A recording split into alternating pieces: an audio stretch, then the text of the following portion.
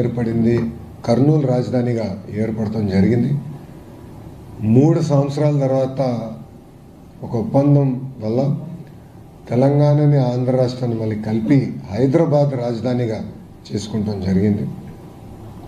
58 సంవత్సరాలు కష్టపడి చెమటోర్చి అటు తెలంగాణ ప్రజలు ఇటు ఆంధ్ర ప్రజలు కలిసికట్టుగా హైదరాబాద్ని అభివృద్ధి చేసుకుంటే ఒక చీకటి రోజు పార్లమెంట్లో ఎలాంటి చర్చ జరగకుండా టీవీలు కట్టేసి తలుపులు వేసి ఆ రోజు ఆంధ్ర రాష్ట్రాన్ని విభజిస్తాం జరిగింది. ఆనాడు చాలా స్పష్టంగా గౌరవ ముఖ్యమంత్రి చంద్రబాబు నాయుడు గారు ఆనాడు ప్రతిపక్ష నేతగా ఉన్నప్పుడు 2 ప్రాంతాలకి మీరు న్యాయం చేయాలి, న్యాయం చేసి ముందరికెళ్ళండి, లేదంటే విభజన వల్ల ఒక ప్రాంతానికి అడ్వాంటేజ్ వచ్చినా ఇంకో ప్రాంతం చాలా తీవ్రంగా నష్టపోతుందని చెప్తాం జరిగింది. అయినా కూడా వినకుండా ఆంధ్ర రాష్ట్రాన్ని విభజిస్తాం జరిగింది. నేను పుట్టి పెరిగింది తెలంగాణలో, నాకు హైదరాబాద్లో ఉన్న ప్రతి గల్లీ తెలిసిన వాళ్ళు. కానీ ఆ రోజు నాకు కలిగింది ఏంటంటే కట్టుబట్టలతో మెడబట్టి బయటికి గెంటేశారు. నాకు బాధ, ఆవేదన వచ్చి రాజధాని ఎక్కడ పెట్టాలో తెలియదు.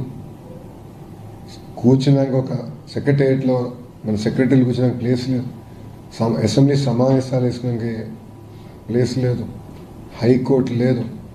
10 సంవత్సరాలు హైదరాబాద్ మీ రాజధాని, దాని తర్వాత మీరు దారి మీరు ఎత్తుక్కోండి అని సింపుల్గా చెప్పేశాను. విభజన ఎంత దారుణంగా జరిగిందంటే షెడ్యూల్ 9, షెడ్యూల్ 10 సంస్థలు ఇప్పటికీ అటు తెలంగాణ రాష్ట్రం కానివ్వండి ఇటు ఆంధ్ర రాష్ట్రం తేల్చుకునే పరిస్థితి లేకుండా పోయింది. అంటే అశాస్త్రీయంగా జరిగిన విభజన వల్ల ఆ ఇబ్బందులు ఇప్పుడు కూడా తెలుగు ప్రజలు ఎదుర్కొంటున్నారు. మీ అందరు తెలుసు, ఆనాడు హైదరాబాద్లో ఉన్న శాసనసభలో ఆంధ్రప్రదేశ్ మన అసెంబ్లీ మీటింగ్ జరిగింది. దాంట్లో చాలా స్పష్టంగా గౌరవ ముఖ్యమంత్రి గారు అటు ఉత్తరాంధ్రకి ఇటు రాయలసీమకి సమదూరంగా రాజధాని ఉండాలి, ఆ రాజధాని అమరావతి అని ఆనాడు ఆయన ప్రకటించారు.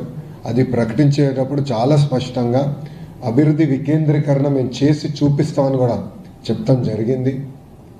దాంట్లో భాగంగా రైతులు ముందరికి వచ్చారు. గౌరవ ప్రధానమంత్రి గారు స్వయంగా వచ్చి అమరావతి పనులకి శంకుస్థాపన చేస్తాం జరిగింది. ఆనాడు రైతులకున్న భరోసా ఏంటంటే Telugu Desam party, Bharatiya Janata party, Janasena party, చివరికి వైఎస్ఆర్సీపీ కూడా అమరావతికి సంపూర్ణ మద్దతు తెలిపారు. అందుకే మేము మా భూమిలో 5 కోట్ల ఆంధ్రుల రాజధాని కోసం ఇస్తున్నామని చాలా స్పష్టంగా వాళ్ళు తెలియజేస్తాం జరిగింది. కానీ బాధాకరమైన విషయం ఏంటంటే 2019 ఎన్నికల ముందర మేము చాలా స్పష్టంగా ప్రజలు చెప్పాం, పొరపాటున ప్రభుత్వాలు మారితే అమరావతి రాజధాని ఉండదు, రాజధాని తరలిస్తారని. కానీ ఆనాటి ప్రతిపక్ష నేత, ఇప్పుడు పులివెందుల ఎమ్మెల్యే చాలా స్పష్టంగా నేను ఇక్కడనే ఇల్లు కట్టుకున్నాను, నేను రాజధాని ఎక్కడ తీసుకెళ్ళను అని ప్రజల్ని మోసం చేస్తాం జరిగింది. ఆయన అధికారంలోకి వచ్చిన తర్వాత రాజధాని పైన అనేక ఆరోపణలు చేసి 3 ముక్కల ఆటకి ఆయన మొదలుపెట్టారు. ఆ రోజు శాసనసభలో మా శాసనసభ్యులు పోరాడారు, కౌన్సిల్లో మాకు మెజారిటీ ఉంది. ఆ రోజు మేము కౌన్సిల్ సాక్షిగా మేమందరం పోరాడాం. నేను ఆ రోజు ఎమ్మెల్సీని, బిల్ని సెలెక్ట్ కమిటీకి పంపిస్తే కూడా, సభ్యులందరూ సెలెక్ట్ కమిటీకి పంపిస్తే కూడా అప్పుడున్న లెజిస్లేటివ్ అఫైర్స్ మినిస్టర్ చైర్మన్ గారు సంతకం లేకుండా సింపుల్గా బిల్ పాస్ అయిందని చెప్పి తీసుకెళ్ళి గవర్నర్ గారు ఎస్ఎన్టీకి పంపించారు. అది తెలుసో తెలియకనో ఇప్పుడు కూడా నాకు తెలియదు, గవర్నర్ గారు ఆ రోజు పర్మిషన్ ఇచ్చారు. అది మేము లీగల్గా ఛాలెంజ్ చేసాం. అప్పుడు కోర్టు మీరు తప్పు చేశారు అని అక్షంతలు వేస్తాం కూడా జరిగింది.